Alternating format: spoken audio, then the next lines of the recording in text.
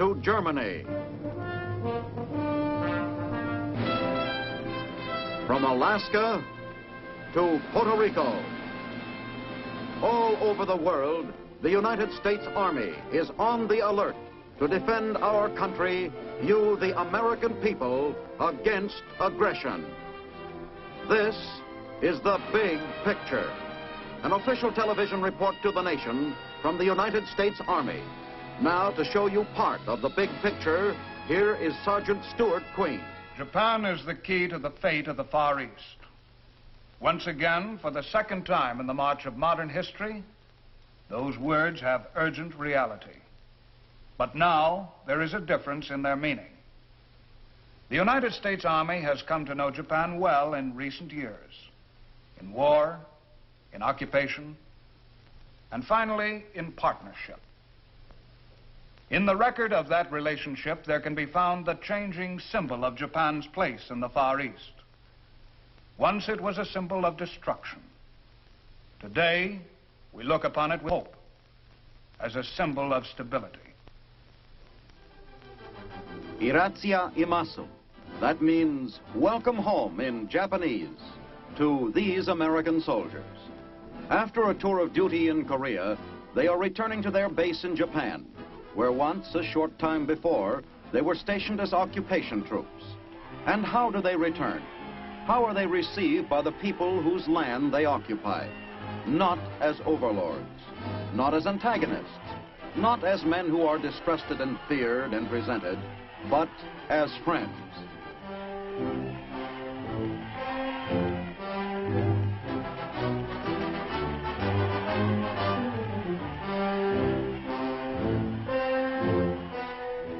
The military occupation of Japan is long since over now, but this is its proof. It was an occupation without precedent in the history of the Orient, and its results are likewise unparalleled. A strong, active friendship grows out of old enmities. A bond of mutual trust and goodwill ties together the people who once were the victors and those who were the vanquished. Iratsia imasu. Said with warmth and feeling, it is a welcome that would thrill any soldier.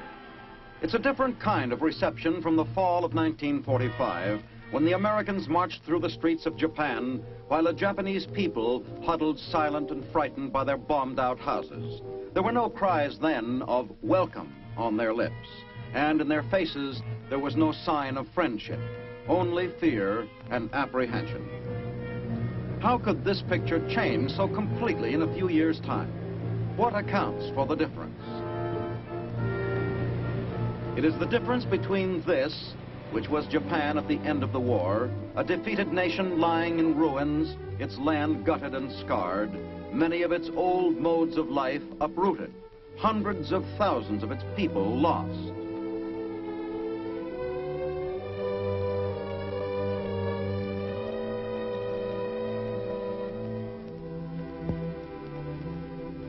A nation without hope, bewildered and confused. And this, the Japan which stands today, a nation rebuilt after the years of American occupation, rededicated to democratic pursuits, and realigned in friendship with the West. This is particularly important to the free world today, because, again, Japan's future is the key to the future of the entire Far East. During the years of Japan's struggle for new life, the menace of Soviet aggression began to spread over the Orient. The Russians would like to include Japan in their orbit because of its location and its industrial capacity. And if they were able to take over Japan, they would soon be able to control all Asia. Toward this end, the communists in Japan have employed their usual tools of dissension and discord.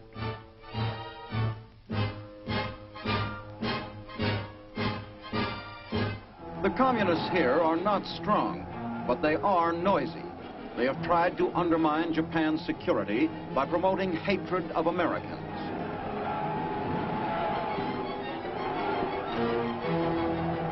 Their campaign has harvested violence, bitter demonstrations of mob passion whose purpose was to drive a wedge between the Japanese and American peoples. But in spite of the most serious efforts of the communists, Japan's ties with the United States remained strong. Those ties, made of respect and trust and cooperation, started building immediately in the occupation, when the Japanese first met the American forces and learned their purpose. They found that instead of coming as conquering masters to their homeland, the Americans came instead as friends to help the Japanese clear new paths toward peace and prosperity.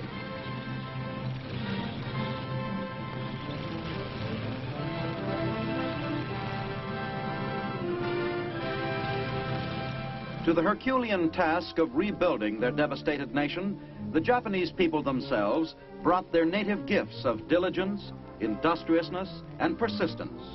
With a devotion that matched that of any people in the world's history, they labored hard to remove the evidences of war from their beloved land.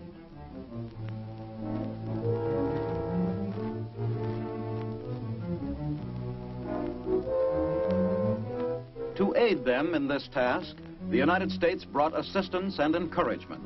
Japan's new constitution, compiled under American guidance, laid the framework for democracy. It gave the people the right to exercise their sovereignty through their elected representatives. As a result, the phenomenon of free elections, a condition which Americans accept as casually as they accept the air they breathe, began to appear for the first time in Japan's long history. Political parties sprang up and campaigned for their candidates in the free-swinging style of a democracy. Women were given the right to vote. Japan's new constitution brought other changes. Civil liberties were guaranteed for all persons, men and women, rich and poor. The press had always been a tightly controlled voice of the state in Japan. The militarist government before the war had used it to keep the people deluded and submissive. Under the occupation, the press was made free, and with freedom of the press came the other great freedoms of democracy, freedom of speech and freedom of assembly. Democracy was new and strange to the Japanese people, but they responded to its exhilarating effects with seriousness and responsibility. Another great reform brought by the occupation was the redistribution of farmland. At the end of the war, 2/3 of Japan's farmers were tenants, working land not their own, for only a small share of the crop. Today, as a result of the land reform program brought about in the occupation, 90% of Japan's farmers have a piece of land of their own. The total amount of arable land in Japan is small. The average farm is only 2.5 acres, compared to 155 in the United States. Because of this, the average Japanese farmer is not wealthy, but he tends his land carefully, conserving every precious inch of it, and the fruits of his labor are his own. He is independent, and independence was long the Japanese farmer's dream.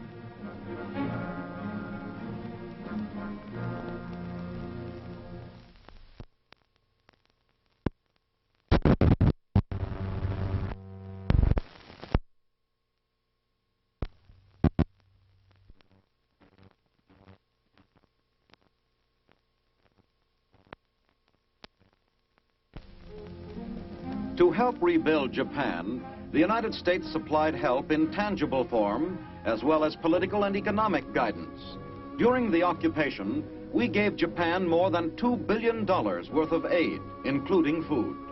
For the war had all but shattered Japan's economy, and a hungry people cannot learn democratic ways very quickly. The task of reconstructing the devastated nation was slow and difficult, with many heartbreaking setbacks, like the floodwaters which rolled up from the sea carrying misery and destruction. Floods engulfed Japan in various sections, but each place the tragic story was the same. After the tides had subsided, acre after acre of carefully tended farmland lay covered. Entire communities were isolated. When catastrophe like this struck, the occupation forces rushed emergency aid to the stricken communities.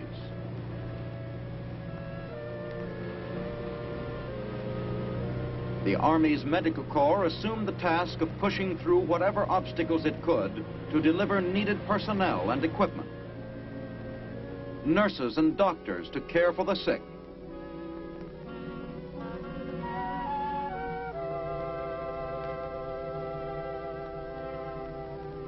medical supplies to ward off disease, food and clothing.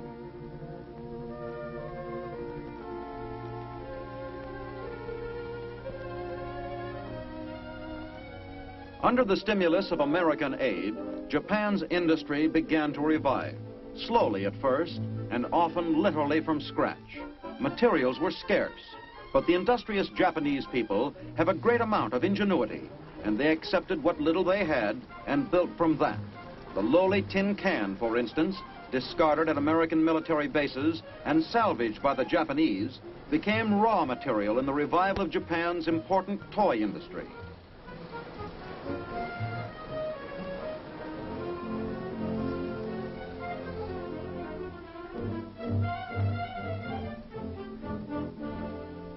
The sea has always been an important source of Japan's food supply, and since ancient times, her fishing fleets have been her greatest industry.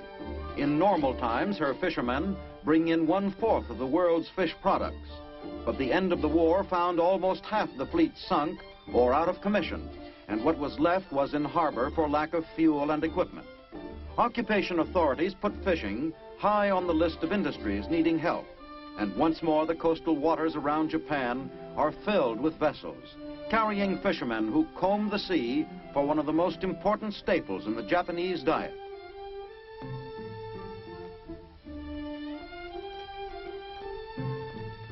Japan's textile industry, including its famed silk mills, was one of the first industries to be revived. Today, although it has been hampered by diminishing markets, textiles make up nearly half of Japan's exports.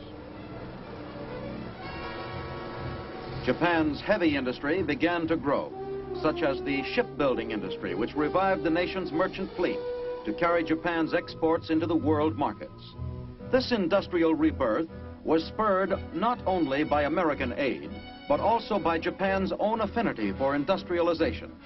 Since the 19th century, Japan has been mastering the techniques of industrial production, matching the best records produced during the Industrial Revolution in the West.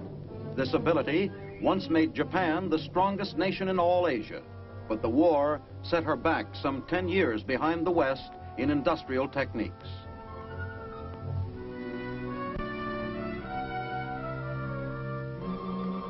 She suffered from old plants and equipment and lack of contact with technical advances elsewhere in the world.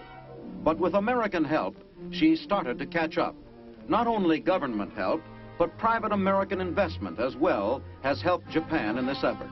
Some of the United States' leading industrial enterprises, encouraged by investment incentives, have developed a private technical assistance program which is aiding Japan immeasurably. And once again, Japan is ahead of every other nation in Asia in knowledge of mass production methods.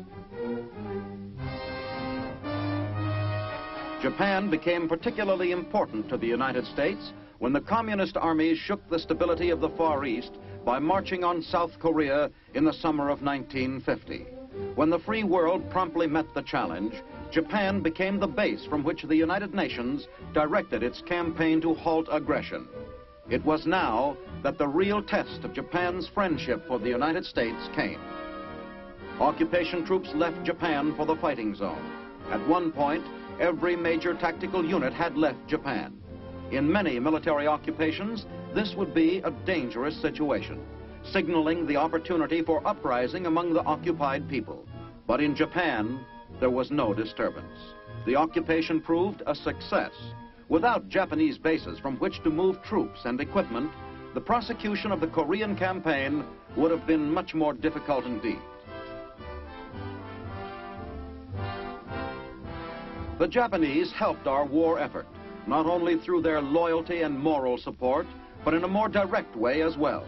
Japanese industrialists turned their attention to the war needs of the United Nations, and on a competitive bid basis, undertook to produce these items.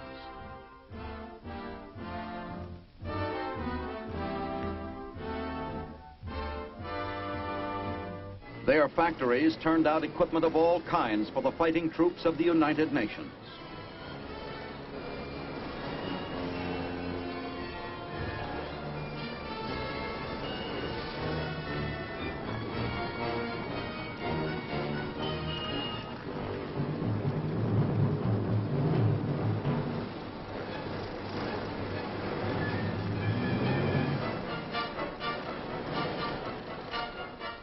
Japanese laborers worked in United States Army plants to repair damaged military equipment. All this activity, spurred by Japan's friendship with the United States, had also a beneficial effect upon Japanese industry. The United Nations spent at the rate of $300 million a year for the military goods it bought. Related spending by United Nations forces pumped another $500 million a year into Japan's economy.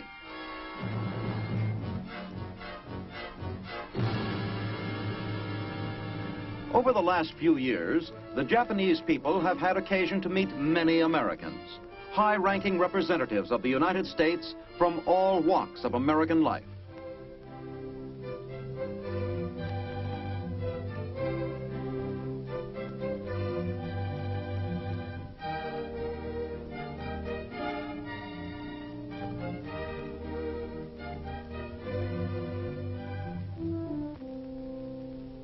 But the greatest unofficial ambassador of goodwill has been the American soldier.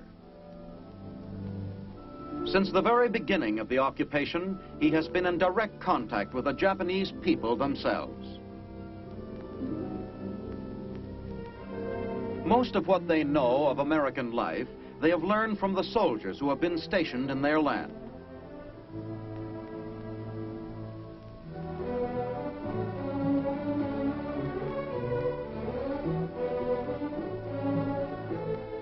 The association was not always simple. There were many barriers to complete understanding, particularly language and cultural ones. But both the Japanese citizens and the American soldiers put their hearts into it, and it is out of their association that the friendship between the two countries derives much of its strength. It is with the children of any foreign country that the American soldier first makes friends, and Japan was no exception.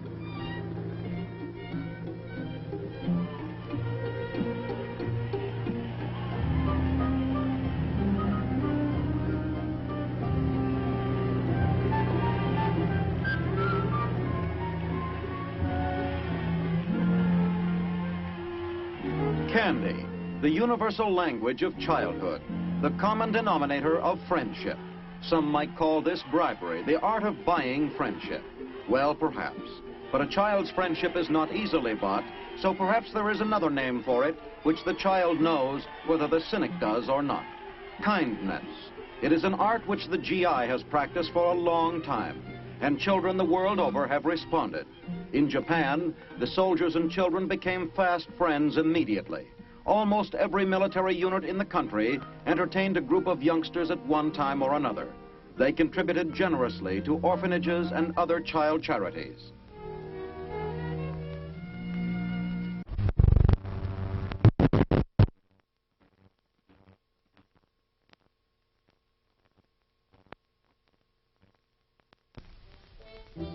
The American soldier did not set out consciously to be an ambassador, even an unofficial one. All he had in mind was to enjoy himself as well as he could away from home, to take advantage of all the opportunities for enjoyment that the scenic land of Japan offered. Not everything in this strange culture was easy for him to understand. The Shinto religion, for instance.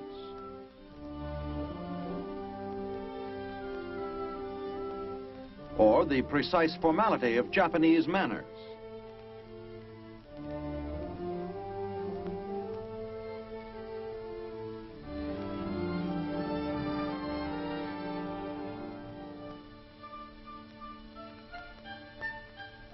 But the soldier didn't have to understand it all to appreciate it. And in his appreciation of the things Japan had to offer, he earned the goodwill of the Japanese people, as well as finding pleasure himself in the enjoyment of new experiences.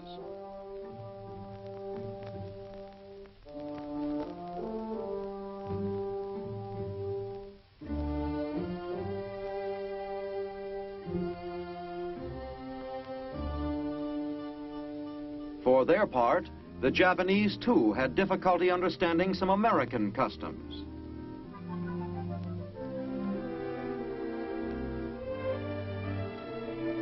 But through exhibitions staged by the American forces, country fairs, for instance, where American landmarks were represented, the Japanese learned a great deal about the United States. Replicas of American institutions enabled them to learn something of its government. They were fascinated in their discovery of its political history.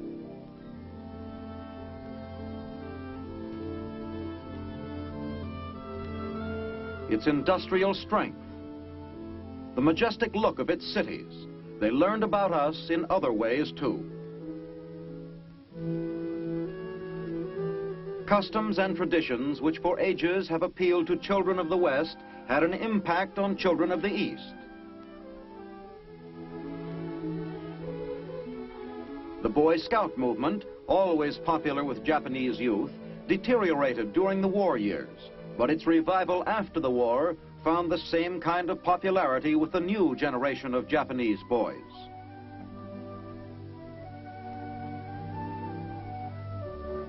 International jamborees provided Japanese scouts with an opportunity to meet and work with boys of other nations, with great success.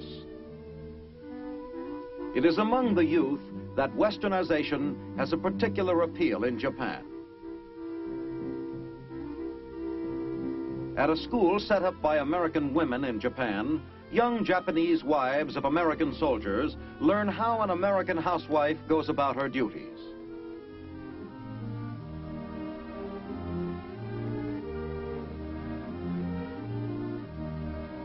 It's not that one system is better than the other, but there are areas of great difference between the Japanese and the American way of baby tending, cooking, and many other activities.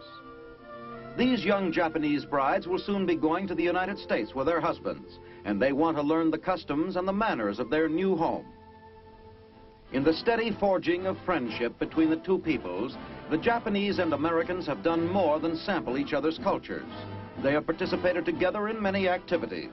Their youth have met on the field of sports, a good proving ground for any friendship. Swimming meets are a particular favorite, drawing great crowds of spectators, Americans and Japanese alike. Traditionally, both nations produce top swimmers, and they delight in bringing their best representatives together to play aquatic games.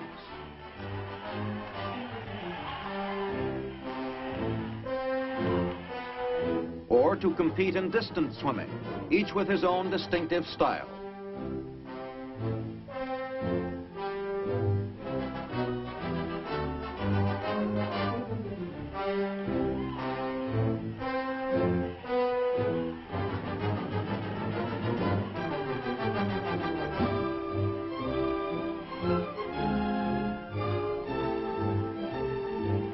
Competition in sports, in itself, is not perhaps a solid enough base upon which a structure of international friendship can be built, but it helps.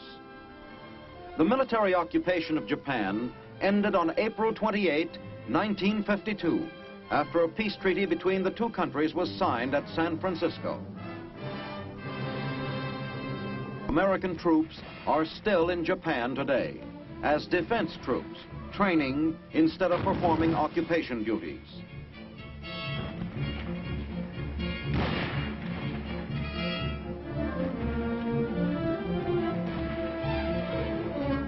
We recognize the defense of Japan as our first military responsibility in the Far East, and by mutual agreement between the Japanese and American government, our troops will remain in Japan to provide her with the security she needs.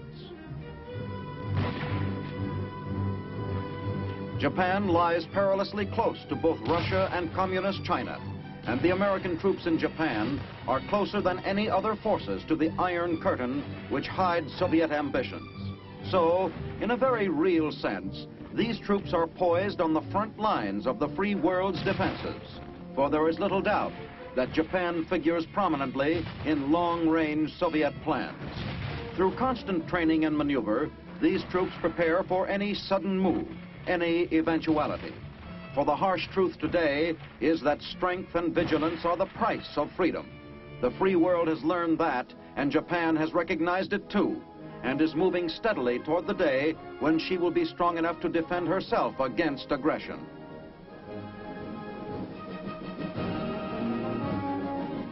Japan has a national security force of 110,000 men, made up of police and constabulary troops who were trained during the occupation. This force will be expanded in the future and, with American help, equipped with heavy weapons. Picking her way carefully through the mistakes of recent history, avoiding the excesses that led once to catastrophe, Japan is taking on the responsibilities that go with freedom. Japan's historic and colorful past is important and meaningful to the Japanese nation today, for out of that past has come the folklore, the traditions and beliefs which mold a national character.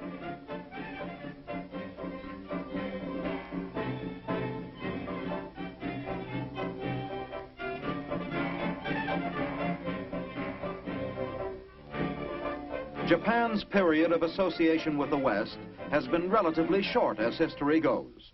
Here, American friends of Japan helped the Japanese people celebrate the anniversary of the opening of one of the nation's major ports to Western ships less than a century ago. That century of contact with the Western world has been a turbulent one for Japan.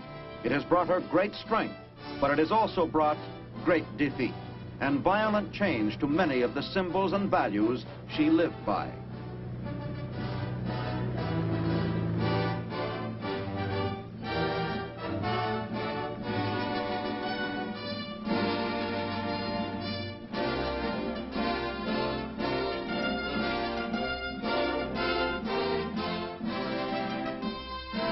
But out of it all, there is emerging today a new Japan, with traditions still rooted in its national past, but with its future tied to the fortunes of the West.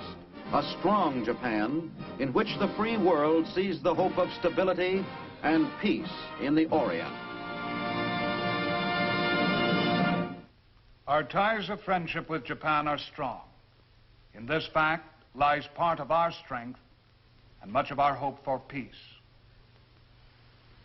This is Sergeant Stuart Queen, inviting you to be with us on this same channel next week for another look at the big picture, the United States Army in action.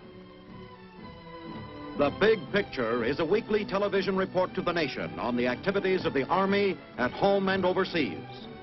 Produced by the Signal Corps Pictorial Center. Presented by the U.S. Army in cooperation with this station. You can be an important part of the big picture. You can proudly serve with the best equipped, the best trained, the best fighting team in the world today, the United States Army.